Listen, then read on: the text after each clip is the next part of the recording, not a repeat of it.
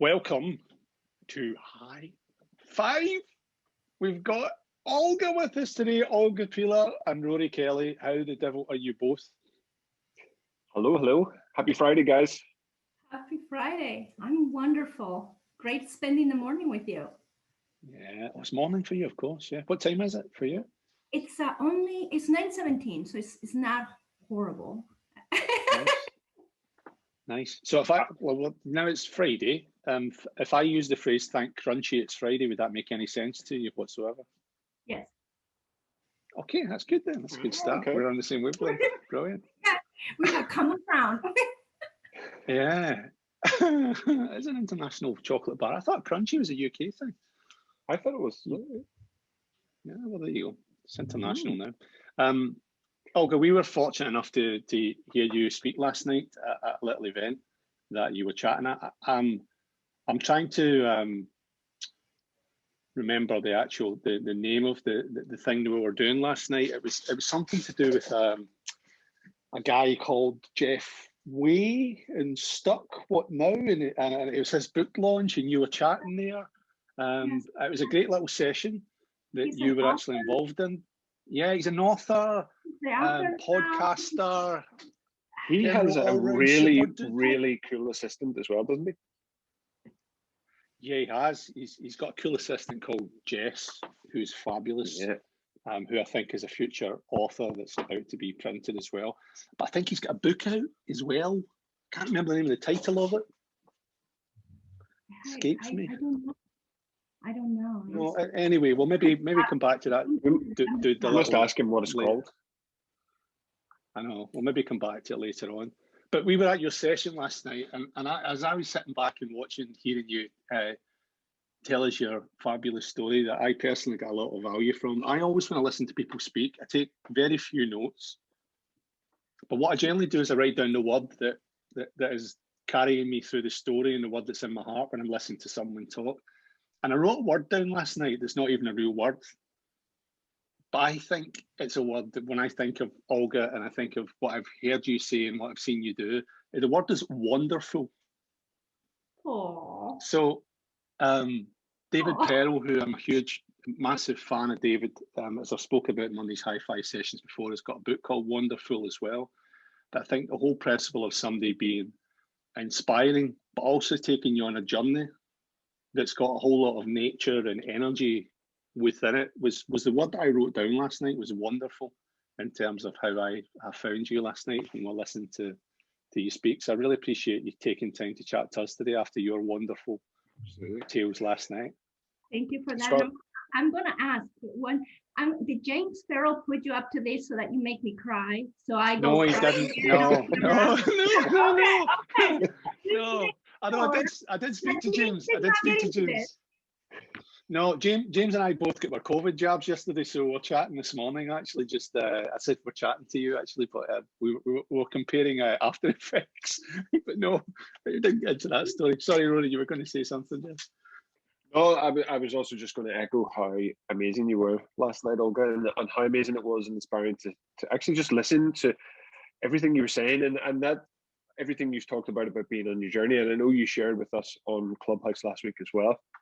But what for me, the two things you said, the first piece about Michelangelo's David and just chipping away at who you want to explore and what you want to become, that really resonated with me. And then the whole idea that you left us with about just having a backpack full of hopes and dreams and how you're just going to light the way for yourself ahead. I just loved it, and I took a lot from it. And I phoned Scott after the call, and we had a chat about it. So it just really motivating time last night with Jeff and yourself, and then to have you here today is great. So thank you.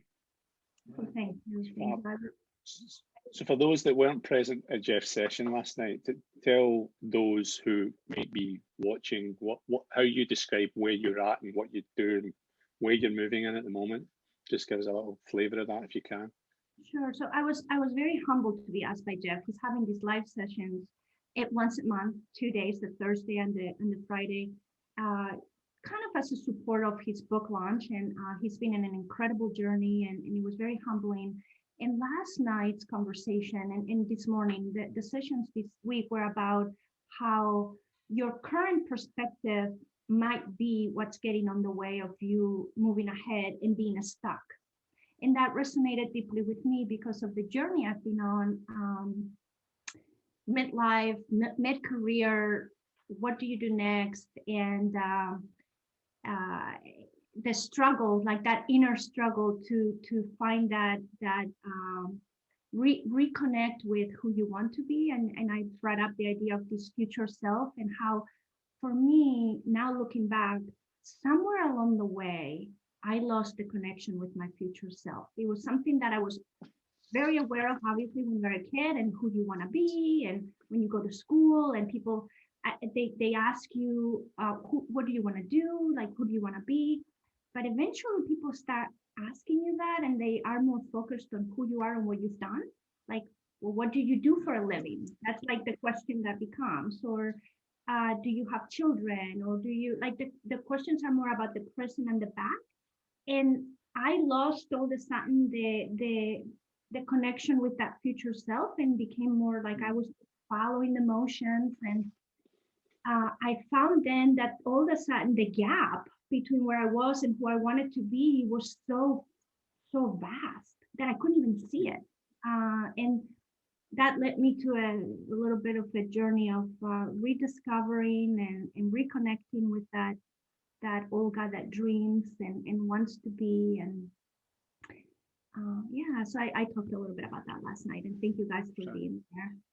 No, it was a pleasure. It was a pleasure. Rory and I were on the front row with our virtual popcorn and nibbling away and listening to your fab story. So you get a little nudge last Friday from wonderful Amy Curtis, who gave you this little card here that she picked out. And I think Rory and I just about stopped short of standing up and running around the office. She's going, it's Olga! It's Olga! We're getting Olga to chat to Olga. Apologies, I haven't been over excited about any other names that have come up to that level of extent. But I think we'd just been chatting to you earlier, the day before rather, about stuff, and we'd come off the call and just said, oh, it'd be great to get Olga on for a call sometime and just see, our stories that can help other people and where that can take. So that was what flipped onto that level of high energy at that point in the day when Amy said your name. I was like, oh, that's great. We've got the opportunity within 24 hours of actually nailing it. So we always invite our guests to talk about the last 5 days of learning, powered by that balancing act card, and what that card means to you and what it has meant to you in recent times. So we'll hand over to yourself and go between us in terms of what your thoughts are on it. Well, the first thing I do want to say is I was so surprised and so touched and humbled that Amy thought of me, and then the story that she has told about maybe you think of somebody and there's that one word or that one thing that comes to mind, and it really reminded me and grounded me on the power of the moment, and how all of us have this opportunity to pay attention and observe, and the only requirement is that we're just fully present at that particular moment in time for all the hints and the little details that are full. It's like a treasure to be discovered about somebody. So in a conversation where we were just before kicking off about the monks, and just that all the time makes you, allows you to know somebody better. So Rory, when we were talking, I thought about that first conversation in Clubhouse. The thing you were going to do or had been doing was watching movies with your son. And that's right. And how that was important to you. And you just, it was some passing. And then last week in the conversation with Amy, you brought up some idea, some story, and you reference a film. And then to give it context, you say, oh, I bring everything back to film because that's a very important thing for me in my past. And I was like, oh, all the time the picture of you watching a movie with your son changed for me in terms of what that means to you. And so it's you kind of, there's these little treasures that get, and now when I know about the mugs, and that you have a mug from 2003 from Congress that has traveled, is fragile and it's traveled through, I know that those little things are so important. So, yes, so it's the power. Finally find somebody has gotten me. But it's just the power of the moment and the little details, and you never know what you're going to say or do that it stays with somebody and is transformational for somebody. And normally those things are very little, and that's just to me it very interesting. And Amy reminded me of that by her thinking of me, and so I'm grateful for that reminder so that I can keep being a detective and finding moments. Yeah. Just before we talk about balancing act, Rory once said to me, I was going to watch a movie on the Friday night with the kids one night, and they were a few years younger at this point in time. And I said, Rory, give me a movie I can watch for the kids that'll enjoy it, a good laugh and something not too serious, it'll be good fun for them. So he said to me, go and watch Major Payne, because I've watched it with my boys and they absolutely loved it. Good. Honestly, I've never wasted an hour and 45 minutes of my life before. I'd phoned them the next day and I went, what was that all about? But what you've said there a moment has made complete sense. It is always as good as who's surrounding you in that moment watching it to see what might be great quality. I mean, I've always said to Rory, my favourite movie is Yogi Bear's First Christmas. And it's not because it's a particularly great movie, it's because it's got some amazing memories of childhood for me, of actually having that on VHS when it was no longer in production and being able to sit and watch it Christmas morning all the time in my parents' house. And then when I was older, taking my kids through that same journey. Now, I still love the movie and I still watch it. When I recommend it to people and they watch it, they don't always go, yeah, you were bang on with that recommendation, Scott. Because it's all about the context and the scenario. So, yeah. I think it is. And, I've said this many times on high five calls, and I've said it on our Carbonized Connect sessions as well, that for me, that I make sense of everything, Olga, with how I can relate it back to a movie, how I can relate an issue that I'm dealing with in my life to a movie or a character that I've come across with. And that really started when I was maybe 6, 7, 8 years old, going to the movies with my dad. And that was how we connected. My dad at that point in time was a plumber and a labourer, and he used to, because of the economic situation in Ireland, he would have travelled all around the world. So he would have been away for maybe 6 months or a year at a time and then came back.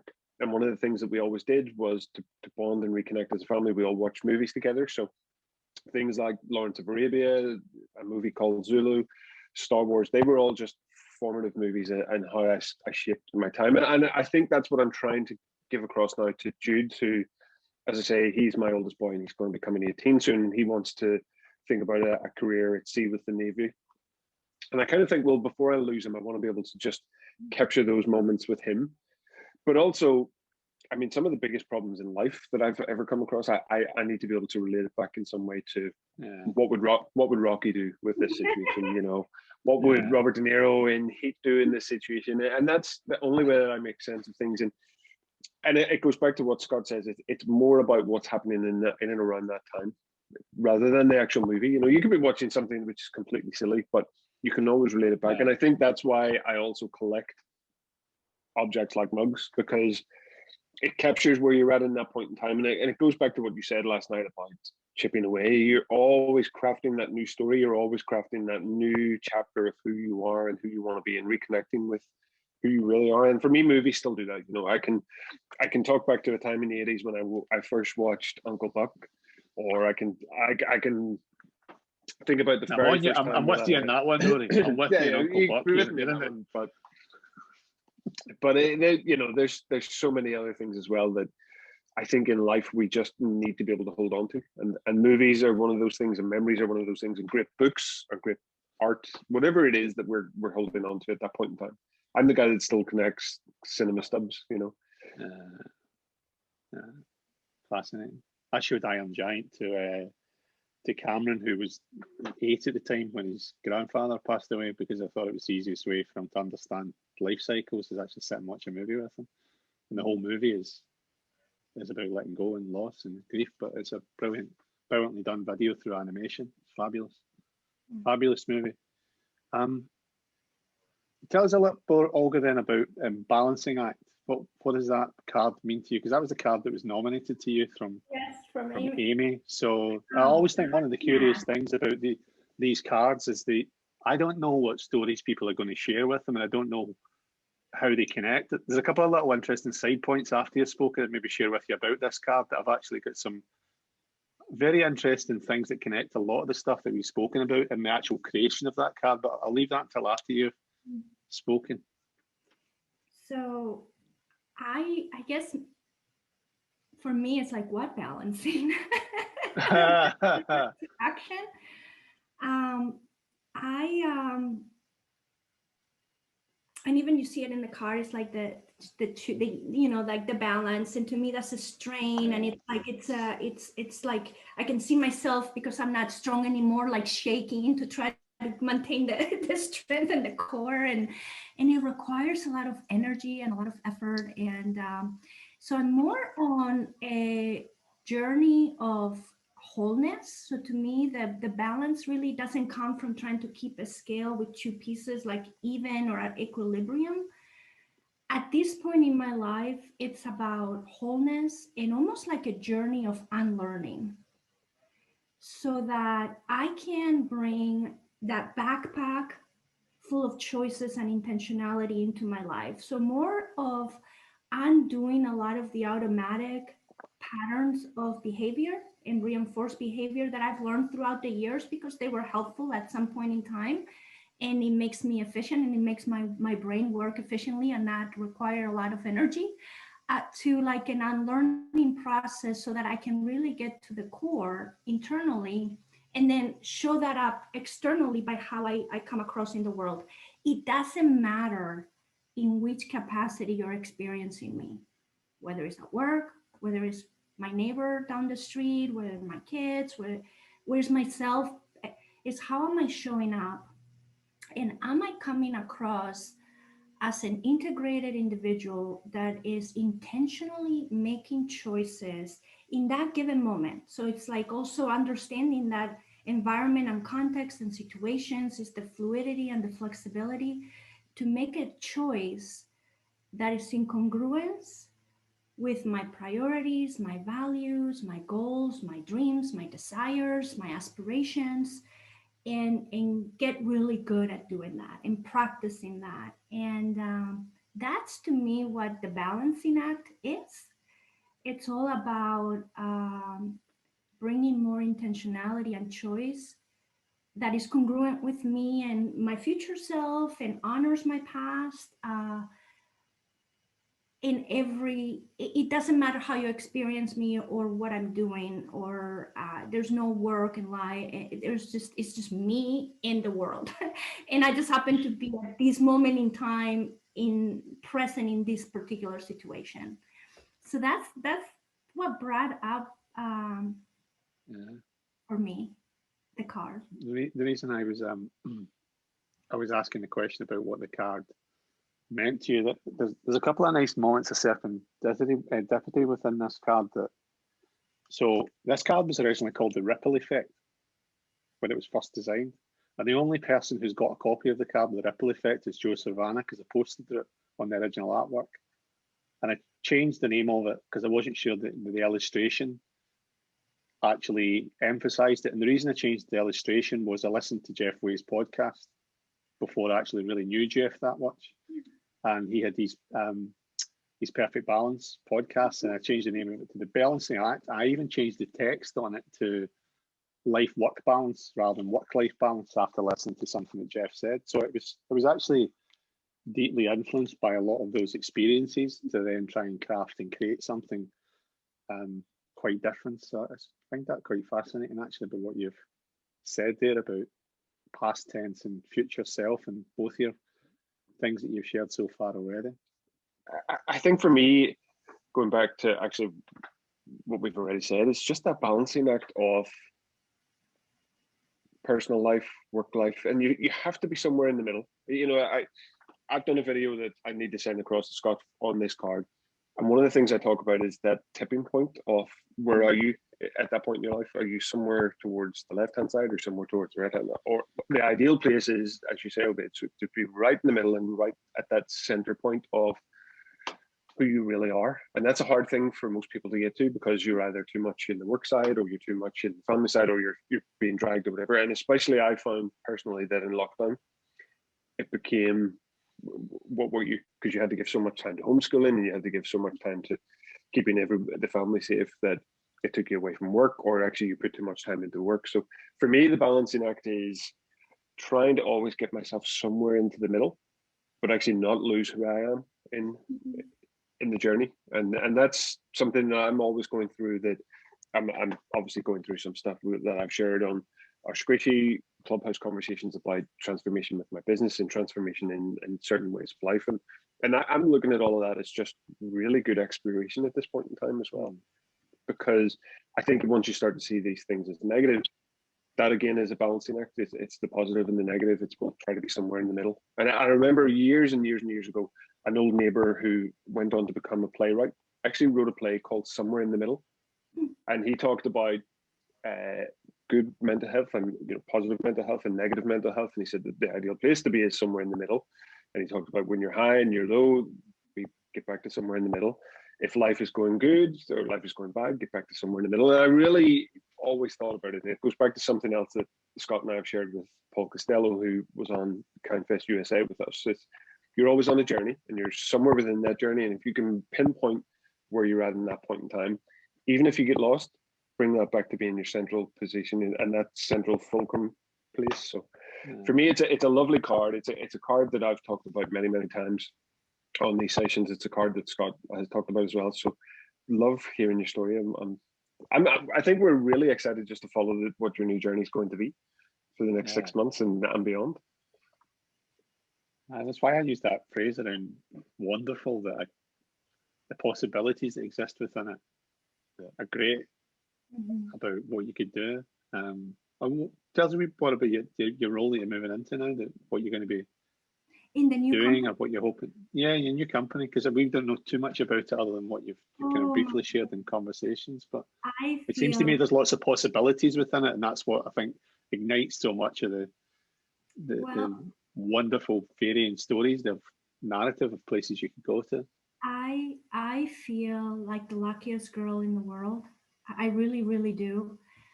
I've joined an amazing company, which is interesting because of what we're talking about in Rory, and I think it's going to resonate with you guys so much.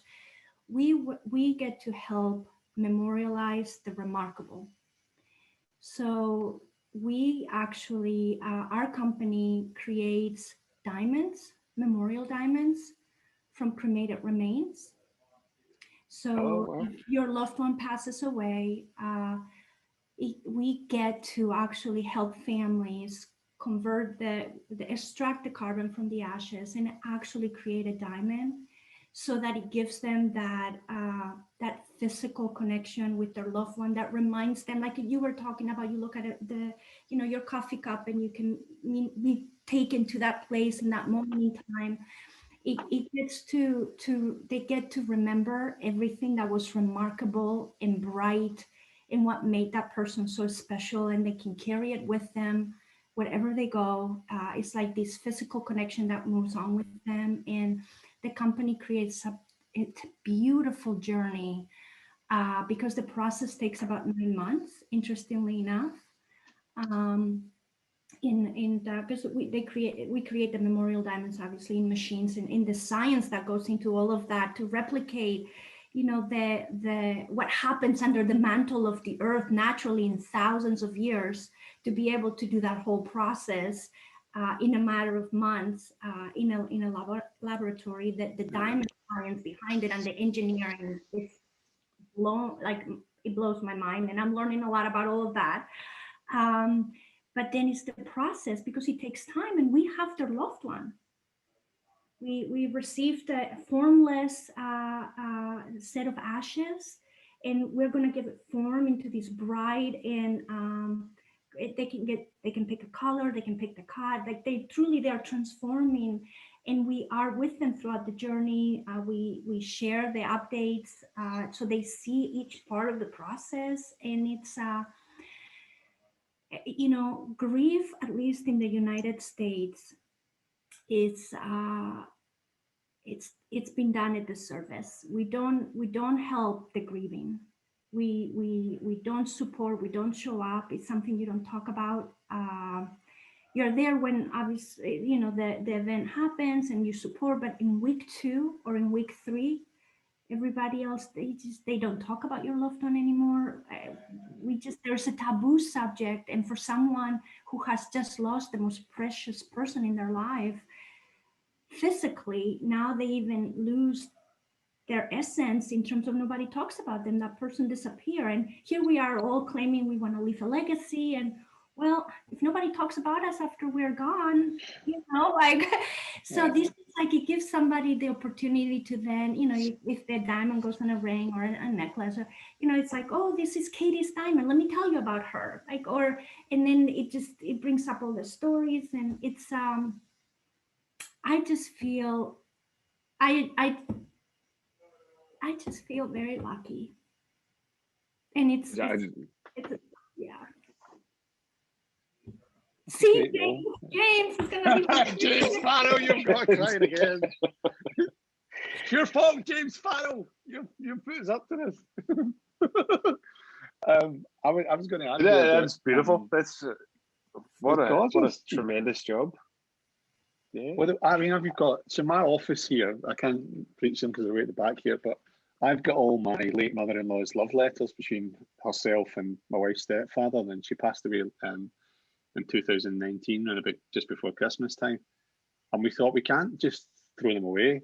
And we can't, I don't want to read them because it's deeply personal information that's within them in terms of the writing. So we're even trying to find different ways to use them and upcycling them into other things, and actually using them for purposes that are more positive and doing things with them. But what I can't do with them is take them and just throw them. I mean, I spent ages clearing out the loft and taking all the things away that were just junk possessions that had been up there for ages. But when there was all these boxes of letters, I thought, what do you do with them to actually do something useful with them? And then if you go up to my loft in my house, we've got my mother-in-law, we've got my wife's gran who passed away the year before, and my father-in-law up there as well. We've got to keep them in separate ends of the loft, mind you, because they didn't go on. So I've got to separate them in different spaces. But it's trying to do something honourable that makes the right memory, that you can do something that's really useful. But I think I did something on Facebook the other day. Somebody had posted a post about their father who'd passed away 25 or something years ago, and it was anniversary of his death. And I read it, and do you know when you go through a post that somebody does that and you instantly go, you hit like or you hit the love button on Facebook or on Twitter or something. But I thought, I've got a memory about our dad that she might not know.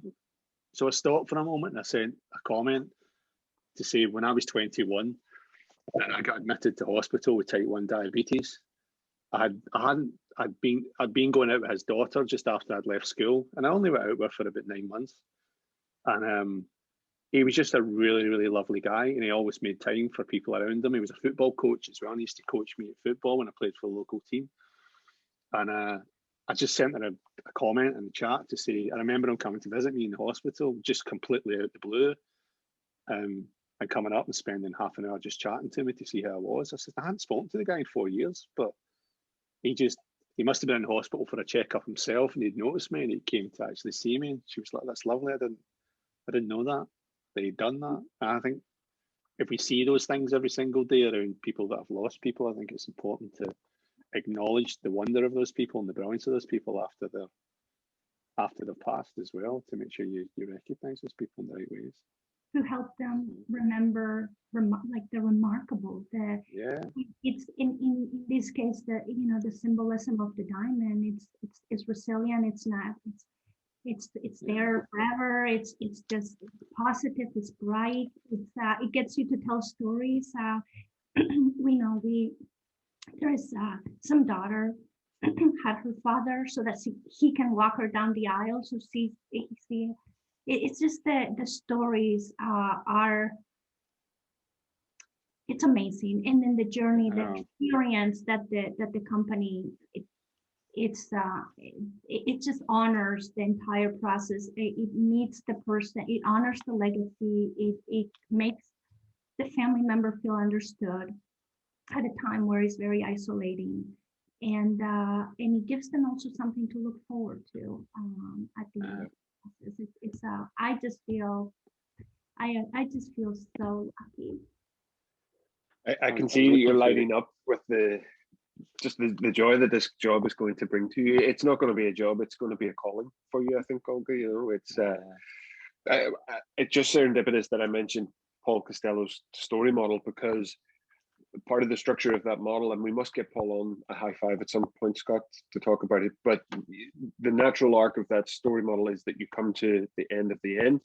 And when you're at the end of the end in the story, there's only one other place you can get to, and that's the beginning of the beginning. So you go back and you start all over again. And actually, that's just what you're doing is making me think is you guys, in spending that incredible 9 months of taking this technology that you have and bringing these diamonds to life, you're becoming the parents of the past, and you're becoming the custodians of that story and passing it on to somebody else for a new generation. And I mean, as you can see from across here, I've got like World War II posters in it, and my love of history and pastiche and wanting to always make sure that we hold on to our past and understand where we come from and understand the world around us, that I think that just really resonates. So, and I think the world in particular that we're in now, where we've become the custodians of post-COVID, grief and the conversation around it needs to be more important than ever in how we all heal as a planet. So incredible work you're going to do, and just so proud of you for taking the challenge on. You're going to bring so much joy to people. Thank you. That'd be great. I'm going to share one little quick thing before we ask you to nominate a person, a card. This little card here, the diamond that's on that was my mentor when I took my first job. So the picture is a guy called Kenny McCarthy, who was my boss at the time. And he, I mean, there's some pretty horrible stories connected to what happened to him in his life, but he was a complete inspiration for me. We put together the cards and Tom was illustrating them. I was determined to really try and have lots of hidden stories within the illustrations. And he was the person who set me up for business and gave me the ground rules and boundaries of what good should look like. And when Tom first did the illustration, I went, it doesn't look like him. And he'd laughter lines below his eyes, so it really looks like him. And he always wore a checkered shirt. So that's my diamond there in Kenny. He's on that card and in the set. And we created that in the date and the anniversary of his passing as well, when we actually did the illustration as a little bit of a memorial. So again, it's not something that I talk about really in terms of the stories that are in there, but I know it's there as a benchmark. In fact, if you scarred that card, Olga, there's a little story about him in the card to actually watch it as well. So you've got your box of cards in front of you that you can shuffle, Olga. So I'm intrigued to know, firstly, which card that you choose. And at this point, Rory and I have a mad race to see who can get to the card first. And I've been really slack the last few weeks, so I'm going to grab my cards. I think I'm going to just 2 seconds. Oh! Quick, draw it. Right, all right. I'm back. I'm ready. Right, it's okay. They're still in the I box. haven't won in a few weeks, Olga, so I'm hoping that I might actually win. He's beaten me quite significantly recently. Now, my arm's sore because I got my COVID jab, so you need to just kind of be gentle on me, Rory. Right, go for it. Olga, what card are we going for? So the card I picked is Be a Rainbow. Oh,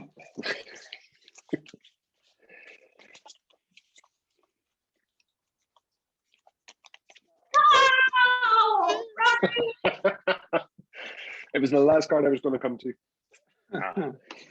Lovely card. Okay, so tell us why you picked that one and who you've picked for it, please. It really kind of resonates with what we were just talking about, like brightness and light. And to me, a rainbow is an experience. Like it's something, it's not, physically, it's something we experience, and it has to be done under really specific conditions.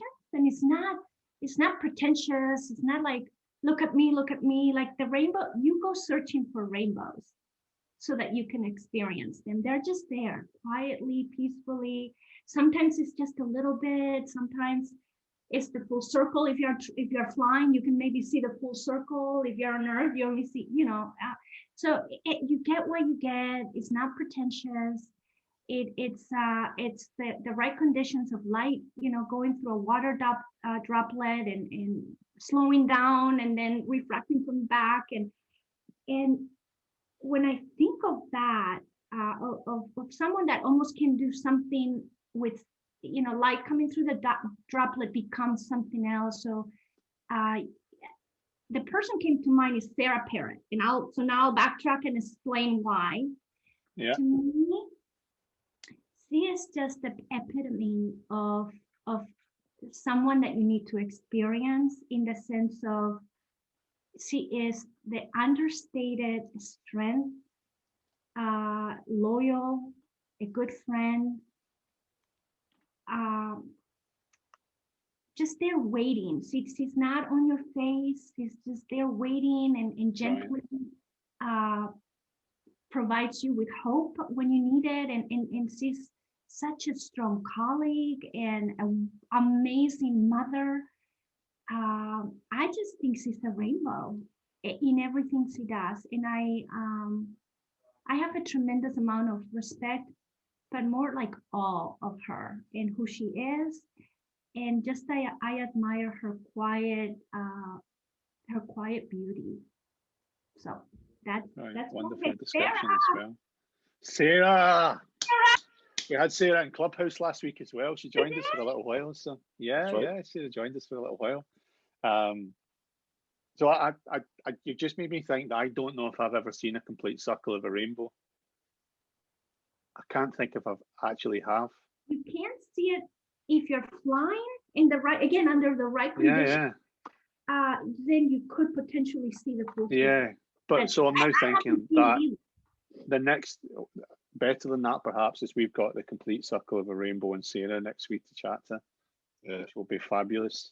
Because I've only get to know her very loosely through the HR pub quiz and stuff, and even in that environment, for Saturday night we're jumping on a screen and you're straight into quiz mode with Selena doing the quiz, and we don't get really a chance to get any insight and good conversation. And we were messaging on Twitter the other day because he was talking about her running and things as well, but we're so chuffed that she got out and got her shoes out and got going. So Sarah, can't wait to chat to you. That'll be marvelous. Look forward to that. Thank you very much. Thank you, Olga, for all your time. And you've dressed as a rainbow today, especially in Sarah's honour as well. I don't know if that was deliberate. So you're honest. So listen, rather than giving a high five to complete this, I thought we'd give a high mug, because earlier before we started recording, we were talking about the quality of our kitchen area. So high mug. Hi, mug. Hi, mug. Thanks, Olga. Great weekend. Take care. Bye. Bye.